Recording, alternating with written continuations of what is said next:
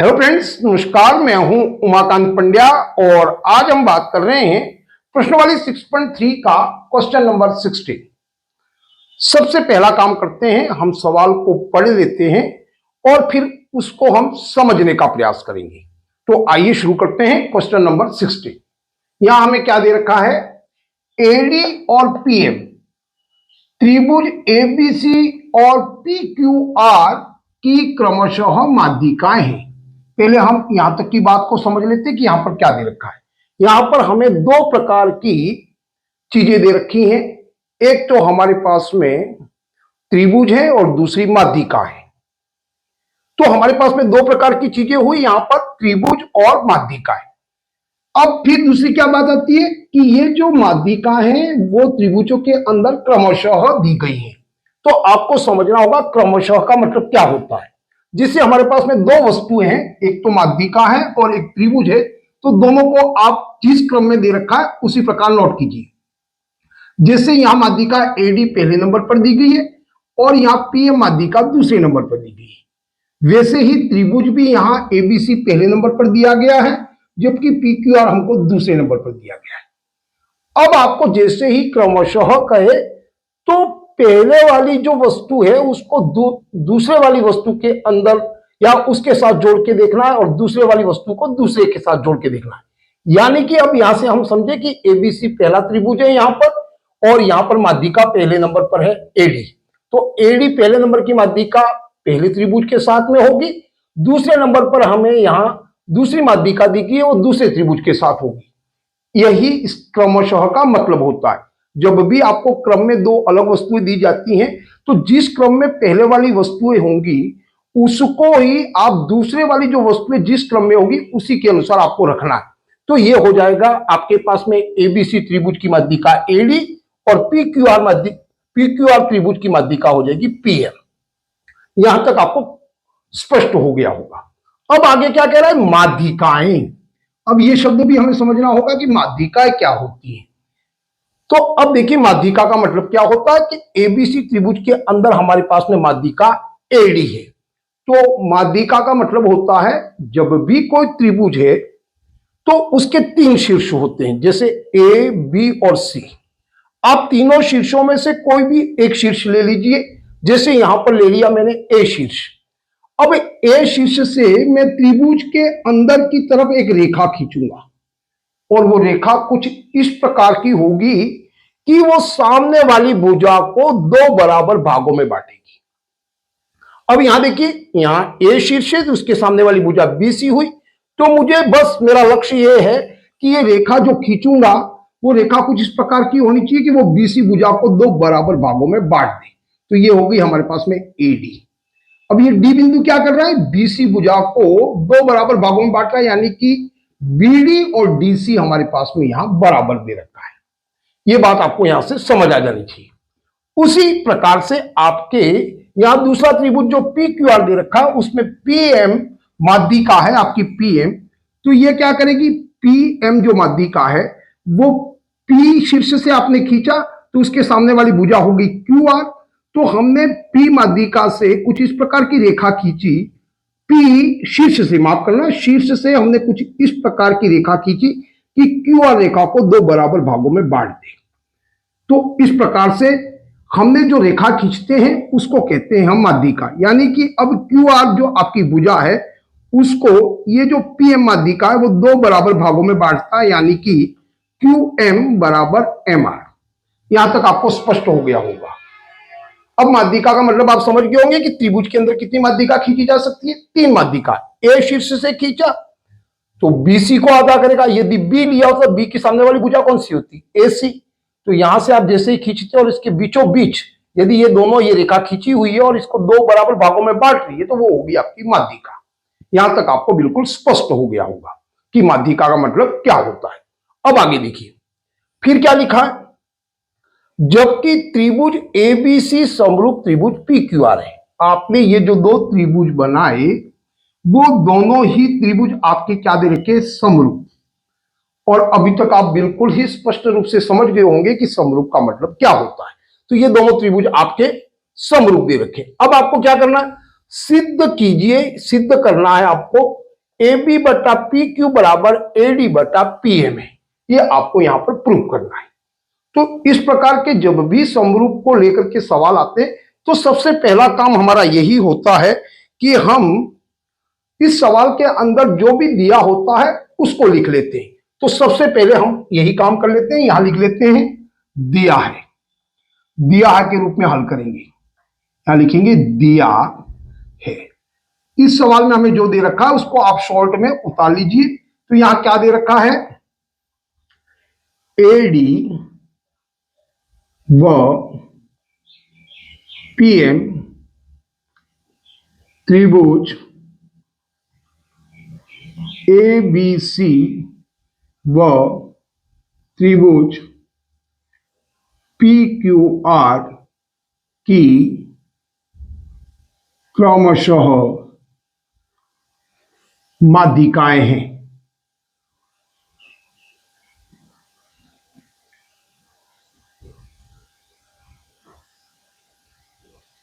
ये बात आपने यहां पर उतार ली। दूसरी बात हमें क्या दे रखी है, ये दोनों त्रिभुज आपको समरूप दे रखे हैं, वो भी दे रखा है। तो आप दिया है में ये उतारेंगे, त्रिभुज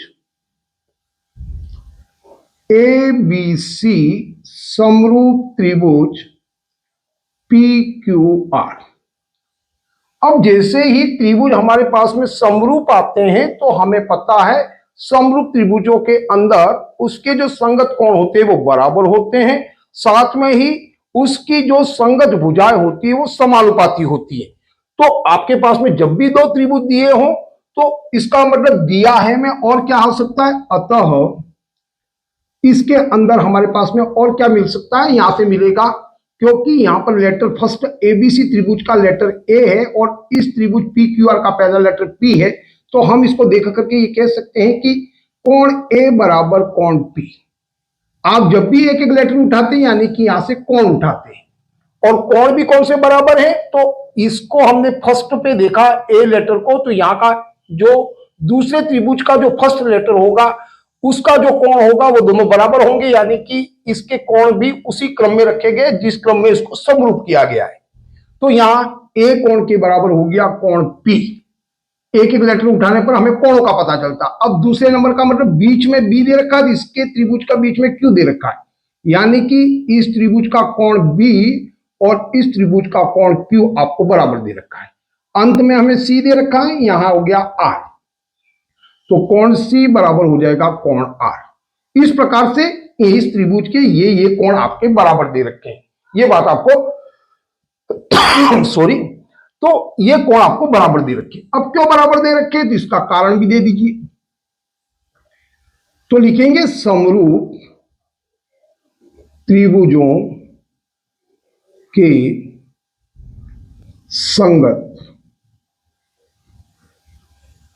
कोण। संगत कोण क्या होते हैं, बराबर होते हैं, इसलिए हमने इसको इस प्रकार से लिख दिया। ये दे रखा था इसलिए हमने इसको इस प्रकार से लिख लिया। अब दूसरी चीज क्या हो सकती है, समरूप दे रखा तो इसकी भुजाएं भी आपकी समानुपाती होंगी, संगत भुजाएं। तो कौन सी होंगी, अभी हमने कोण में एक एक लेटर को उठाया है, यहां आप क्रम से दो दो लेटर को उठाओगे तो यह हो जाएगी आपकी भुजाएं। तो ए बी की संगत भुजा कौन सी हो जाएगी आपकी, ए बी की संगत भुजा होगी पी क्यू। बराबर में समानुपात में कौन सी भुजा आएगी इसके, तो यह आएगी, देखिए एक लेटर को छोड़ दिया, दो लेटर ये ले लिए, इस लेटर पी को छोड़ दिया तो क्यू आर। तो यहां हो जाएगा बी सी बटा क्यू आर, ये समानुपात में आएंगी। तीसरा कौन सा आएगा, यहां देखिए लेटर सी दे रखा, सी के बाद कोई लेटर नहीं, तो पुनः आप इस और मोड़ दीजिए। तो ये सी है या ए सी आपकी भुजा होगी, तो आप यहां लिख सकते हैं ए सी बटा, यहां पर भी क्यू हट गया, आर बचा, आर के बाद में कोई लेटर नहीं, पुनः इस तरफ आइए, तो ये पी आर या आर पी कुछ भी लिख सकते हैं, यहां लिखेंगे पी आर। इस प्रकार से ये हमने भुजाओं को भी देख लिया कि कौन सी उसकी संगत भुजाएं हैं वो समानुपाती है। तो आप लिखेंगे, क्यों लिखा ये, क्योंकि ये त्रिभुज हमको समरूप दे रखे हैं, तो हम यहां लिखेंगे समरूप त्रिभुज की संगत समानुपाती भुजाएं। ये बात हमको संगत समानुपाती भुजाएं आप देख लीजिए, ये इस प्रकार से। तो ये दोनों चीजें आप इस तरह से पहले नोट कर लेंगे। ये हो गया आपका दिया है के रूप में, आपने यहां तक कर लिया। और ये दोनों काम क्यों किया, ये काम भी आप जब देखोगे, जब सवाल को हल करेंगे, तो ये सभी हमारे कहीं ना कहीं काम में आने वाले हैं। अब देखिए, अब ये काम दिया है को आपने लिख दिया, इसके बाद में लिखेंगे आपको क्या प्रूव करना है। क्या लिखेंगे, सिद्ध करना है। अब आपको यहां पर क्या सिद्ध करना है, ए बी बटा पी क्यू बराबर में ए डी बटा पी एम, इसको आपको प्रूव करना है। पर आपको पहले ये तो पता चले कि ये है क्या जिसको हमें प्रूव करना है। तो जब भी आप देखेंगे ये जो आपको दे रखा है इस प्रकार से, यानी कि आपको तुरंत ये पता चल जाना चाहिए कि किसी दो त्रिभुजों की संगत समानुपाती भुजाएं दे रखी है, और ये बराबर तब होंगी जब ये दोनों कोई त्रिभुज होंगे वो समरूप होंगे। तो हमें कैसे पता चलेगा कि कौन से त्रिभुजों की ये जो भुजाएं संगत भुजाएं वो समानुपाती है, तो उसको भी बहुत आसान तरीके से आप यहां से देख सकते हैं, बिना चित्र देखे यहां से ही आप देख सकते हैं।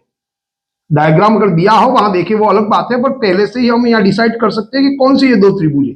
तो कैसे डिसाइड करेंगे, ऊपर जो लिखी हुई भुजाएं होंगी वो किसी एक त्रिभुज की होंगी। तो ये त्रिभुज कौन सा, वो देखिए ए बी डी, क्योंकि ए लेटर दो बार आ रहा था, आपको दो बार नहीं लिखना। त्रिभुज के तीन शीर्ष होते हैं, तो आपको तीनों शीर्षों का नाम लिख देना है, यानी कि तीनों लेटर अलग अलग उठा लेना है। यहां से मैंने ए को ले लिया, तो यहां लिखिए त्रिभुज कौन सा होगा वो पता कर रहे हैं यहां। तो यह हो गया त्रिभुज ए बी और डी। ये एक रिपीट हो रहा था, आपको डबल नहीं लिखना है। तो ए बी डी, यहां से पता चला कि एक त्रिभुज ए बी डी है, और जो दूसरा त्रिभुज नीचे है वो है पी क्यू एम, त्रिभुज P Q M. P double repeat हो रहा है, पी को नहीं लेना। यहां से ही हमें पता चलेगा कि ये दो त्रिभुज जो दे रखे हैं हमें, उसकी ये संगत समानुपाती भुजाएं दे रखी हैं, और यदि इन दोनों त्रिभुजों को आपने समरूप सिद्ध कर लिया तो फिर उसकी संगत समानुपाती भुजाएं भी आप इस प्रकार से लिख सकते हैं। तो ये काम आपको, जो छोटा सा काम है या आपका जो कॉन्सेप्ट है, यदि क्लियर है तो फिर आप इसको बहुत आसान तरीके से हल कर सकते हैं। अब देखिए, यहां से हमें पता चल गया कि ये कौन से दो त्रिभुज हैं। तो अब इन त्रिभुजों का नाम लिख देते हैं, त्रिभुज। अब हल यहां से शुरू होगा, यहां से हल करने के लिए क्या करेंगे, इन दोनों त्रिभुजों को लेंगे और इन दोनों को समरूप करेंगे, तभी तो ये दोनों आपकी संगत समानुपाती भुजा आएंगी। तो यहां लिख देते हैं त्रिभुज ए बी डी व त्रिभुज पी क्यू एम में, इसके अंदर हमें क्या दे रखा वो देखना है। अब आप चाहें तो यहां से इन दोनों त्रिभुजों को भी देख सकते हैं, और इन त्रिभुजों के अंदर आपको अब ढूंढना है कि ये दोनों त्रिभुज कौन से हैं, यानी कि ए बी डी। तो ये हो गया आपके पास में ए बी डी, यानी कि माध्यिका की इस तरफ का त्रिभुज, और पी क्यू एम, तो ये देखिए पी क्यू एम, यानी कि आधा वाला त्रिभुज। इन दोनों त्रिभुजों को अब आपको क्या करना है, समरूप सिद्ध करना है। अब समरूप कैसे सिद्ध करेंगे, तो हमें पता है कि इसके कोणों को देखना है, और कोण कैसे देखेंगे वो देखिए। यहां से हम लेते हैं इसका पहला लेटर ए और इसका लेते हैं पहला लेटर पी। तो एबीडी त्रिभुज का ए और पी आपका जो कोण होगा वो बराबर होगा यहां पर। अब आपको देखना है कि ये कोण क्यों बराबर है। तो देखिए, इसका कोण कौन सा है, कोण ए, और इसका कोण ए कितना हो गया, ये है आपका ए कोण, और ये कोण है पी। पर अब ध्यान दीजिए, कोण ए और पी आपको यहां पर बराबर दे रखे हैं, ये दोनों त्रिभुज आपको समरूप है, तो पहले ही प्रूव कर रखा है कोण ए बराबर कोण पी। पर ये वाला कोण ए बराबर पी आपका काम नहीं आएगा यहां पर। ऐसा क्यों कह रहा हूं, क्योंकि ये पूरे त्रिभुज एबीसी का ये पूरा कोण है हमारे पास में। यहां ये ए कोण पूरा है और यहां पर कोण पी पूरा। हमें पूरा कोण तो चाहिए नहीं, ये कोण चाहिए हमको, तो क्योंकि ये वाला त्रिभुज लेना है एबीडी, तो इतना ही हिस्सा काम आएगा, इतना कोण का ये, और इस कोण का इतना हिस्सा काम आएगा। और एक दूसरी बात भी बहुत महत्वपूर्ण है, उसको भी समझ लीजिए। ये कोण ए की माध्यिका जब आपने खींची तो इस कोण को वो बराबर भागों में बांट रही होती, ये वाली रेखा, तब भी हम एक कोण ले सकते थे, क्योंकि तब भी ये बराबर हो जाते। पर यहां पर जब आप माध्यिका खींचते हैं, इस प्रकार की रेखा खींचते हैं, तो आपका लक्ष्य होता है सामने वाली भुजा को बराबर दो भागों में बांटना, या इस वाले भुजा के मध्य बिंदु पर आपको रेखा को मिलाना। उस स्थिति में क्या होता है, ये दोनों कोण बराबर नहीं रहेंगे। कभी हो सकता है ये रेखा थोड़ी तिरछी आ जाती है, ये कोण कम हो जाए और ये अधिक हो जाए, कभी ये अधिक हो जाए ये कम हो जाए, तो ये कोण भी आपके बराबर नहीं रहेगी। हो सकता है ये कोण कोई और हो, कितना हो सकता है, और ये कोण भी कुछ अलग हो सकता है। तो अब आपके बराबर नहीं बटे हैं, इसलिए हम कोण ए और पी को यहां पर बराबर देने के बाद भी नहीं ले सकते, क्योंकि ये कोण इतना है और ये कोण इतना हो सकता है, ये कोण कुछ अधिक हो जाए और ये कोण कुछ कम हो जाए। तो इसलिए हम कोण ए के बराबर पी को यहां नहीं लिख सकते। ये बात आपको समझ में आ जानी चाहिए। तो ये दोनों कोणों का हमें कोई कनेक्शन नहीं मिल रहा कि ये कोण बराबर है अथवा नहीं। तो इस स्थिति में आपको समझ में ना आए तो इस कोण को आप छोड़ दीजिए। अब आगे की तरफ फिर बढ़िए। क्यों कह रहा हूं छोड़ दीजिए, क्योंकि हमारे पास में बहुत सारे ऑप्शन है जिसको देखा करके हमें पता चल जाएगा कि ये त्रिभुज दूसरे नियमों से भी समरूप हो सकता। अब देखते हैं कोण बी और यहां हो गया कोण क्यू। अब देखिए बी और क्यू को, इस त्रिभुज का कोण बी ये वाला हो गया और इस त्रिभुज का कोण क्यू ये वाला हो गया, ये कोण और ये कोण। अब देखिए इस त्रिभुज, दोनों त्रिभुज समरूप है आपके पास में, कोण बी बराबर कोण क्यू, और ये जो पूरा दे रखा है ये एबीसी त्रिभुज का कोण बी है और ये पी क्यू आर का कोण पूरा क्यू है, यानी कि ये कोण और ये कोण दोनों आपके बराबर हैं।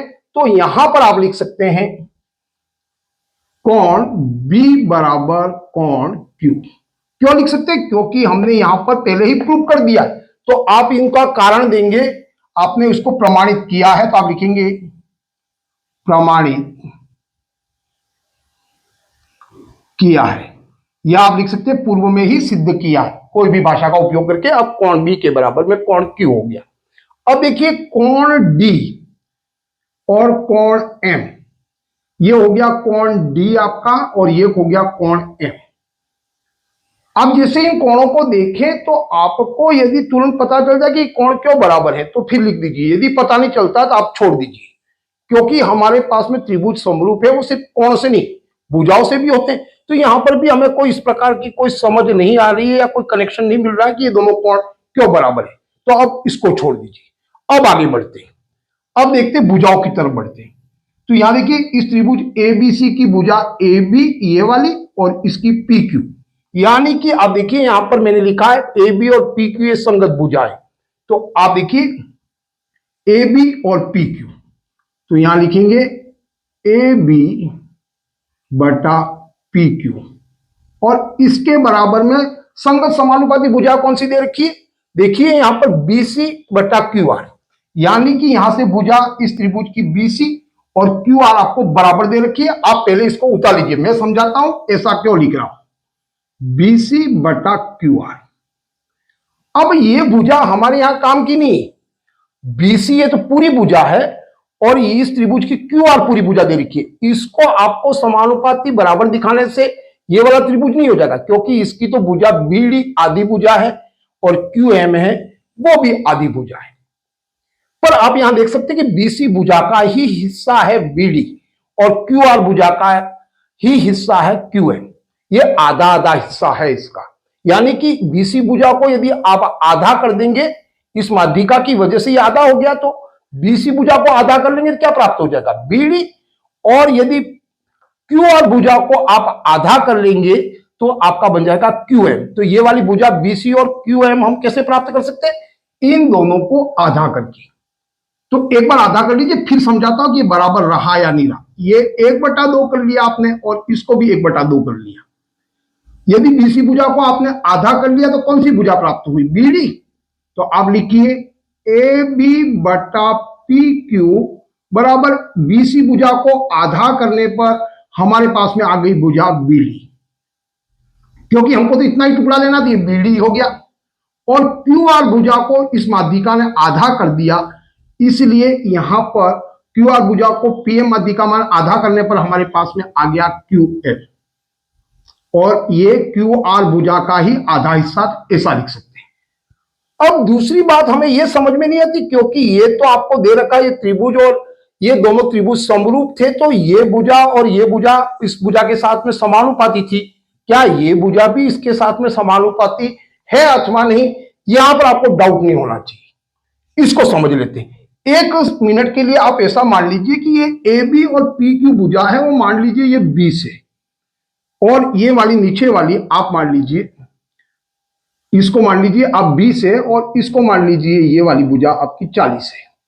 हम मान रहे ये ए बी है वो 20 है और पी क्यू 40 है, और ये बीसी और क्यू आर, ये देखिए भुजा ए बी और पी क्यू की भुजा होगी 20/40। और अब मान लीजिए बीसी और क्यू आर पूरी भुजा, वो भुजा मान लीजिए यहां पर आपको दे रखी होती 10/20।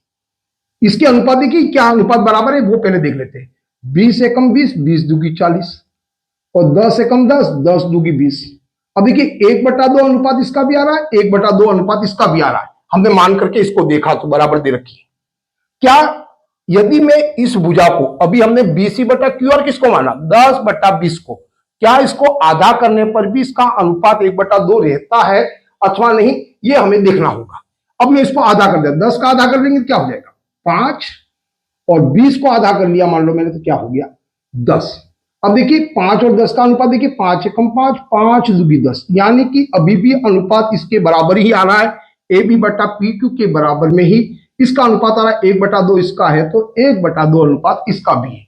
यानी अब हम यहां से ये समझे कि किसी भुजा को आप आधा भी कर ले तब भी भुजाएं उसके समानुपात में ही रहती है, और यदि इसको डबल भी कर दिया होता दुगुना, तब भी वो भुजाएं समानुपात के रूप में ही आपको प्राप्त होती। ये कॉन्सेप्ट आपको यहां पर समझ आ जाना चाहिए। आपको जब कभी भी भुजाओं को दुगुना कर दो चाहे आधा कर दो 1/4 कर दो, हमेशा इस भुजा के समानुपाती रहेगा। आशा करता हूं यहां तक आपको क्लियर हो गया होगा। इसलिए अब आ गया AB/PQ बराबर BD/QM, यानी कि ये वाली भुजा आपकी देखिए इस भुजा के साथ में ये संगत भुजा, इस भुजा के साथ में ये वाली भुजा आपकी संगत होगी, और ये दोनों संगत भुजाएं आपकी समानुपात के रूप में बराबर दे रखी है। और साथ में ही आप बीच वाला कोण देखिए, इन भुजाओं के दोनों भुजाओं के बीच वाला कोण B और Q भी आपको बराबर मिल गया। तो अब आपको यहां से समझ में आता है इसको SAS, यानी कि भुजा कोण भुजा समरूपता कसौटी से कौन से दोनों त्रिभुज हो गए। अब देखिए आपने नाम लिखा था ABD त्रिभुज, ABD समरूप हो गया त्रिभुज PQM। यहां आपने इन दोनों त्रिभुजों को समरूप सिद्ध कर लिया। और मैंने कहा था यदि ABD और PQM समरूप हो जाएंगे तो उसकी जो संगत भुजाएं समानुपाती हो जाएंगी। तो आप देखिए इसको आप समानुपाती कैसे लिखेंगे, दोनों त्रिभुज आपके पास में समरूप हो गए तो फिर देखिए ये AB और PQ, तो यहां लिखेंगे AB/PQ बराबर में आपको कौन सा लिखना है AD/PM। तो अब आपको ये वाली भुजा AD और PM इसी को लिखना है, तो यहां इसी को लिख दीजिए AD/PM। ये दोनों भुजाएं आपके समानुपात के रूप में बिल्कुल ही बराबर आ गई। ये समानुपात के रूप में, क्योंकि ये त्रिभुज समरूप है तो आप इसको समानुपात के रूप में लिख सकते हैं। तो यहां लिखिए समरूप त्रिभुज की संगत समानुपाती भुजाएं, और यहां लिखिए इति सिद्धम। मैंने अपनी तरफ से इस सवाल को समझाने का प्रयास किया है। आपको यह प्रयास कैसा लगा आप अपने कमेंट के माध्यम से जरूर बताएं। जय हिंद, जय भारत।